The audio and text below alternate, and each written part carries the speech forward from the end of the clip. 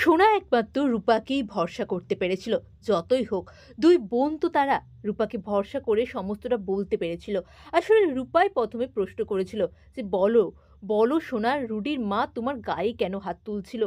কি হয়েছে? আমাকে খুলে বলো। তোমার কোনো চিন্তা নেই, আমি কাউকে বলব না। তারপরে সোনা এক এক করে বলতে থাকে যে, রূপা, আমি প্রেগনেন্ট, আমি মা হতে চলেছি। আর তার থেকেও বড় কথা, ওরা একদম ভালো নয়। ওরা আমাদের বাড়ির ক্ষতি চায়। ওরা আমাকে এই বাড়িতে নিয়ে এসেছে যাতে এই বাড়ির দলিল আমি ওদের হাতে তুলে দিই।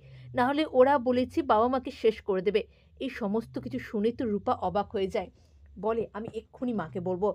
তখন সোনা বলে, "তুমি কিন্তু আমাকে প্রমিস করেছ। আমার গায়ে হাত দিয়ে আমাকে কথা দিয়েছ যে তুমি কাউকে কিচ্ছু বলবে না।" তখন রূপা বলে, "তুমি তো আমাকে বেশ ধর্ম সংকটে ফেললে। এবারে আমি কি করব?" তখন সোনা বলে, "আমি জানি না তুমি কি করবে। কিন্তু তুমি কাউকে বলবে না।" তারপরে রূপা ঠিক করে যা করার আমাকেই করতে হবে। তাই বাড়ির একটা নকল দলিল সে বানায় সোনার জন্য। একটা নকল দলিল কৃষ্ণকে দিয়ে বানানো করায়। বলে, "এটা আমি সোনাকে দেব, সোনা এটা রুডির মাকে দেবে।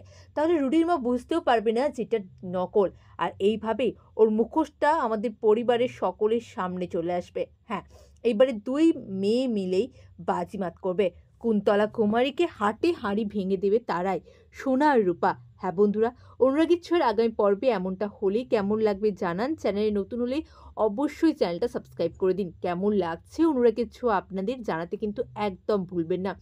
কৃষ্ণ আর রূপাই আসবে সোনাকে সাহায্য করতে। আর সোনার কথা মতন তারা কাউকে কিচ্ছু বলবে না। নকল দলিল বানিয়ে সোনার হাতে তারা তুলে দেবে, যাতে কুন্তলা কুমারীর হাতে সোনা সেই নকল দলিল তুলে দিতে পারে। আর কুন্তলা কুমারী ভাবে সে জিতে গেছে। হ্যাঁ বন্ধুরা, এমনটাই হবে অনুরাগের ছোঁয়ার আগামী পর্বে।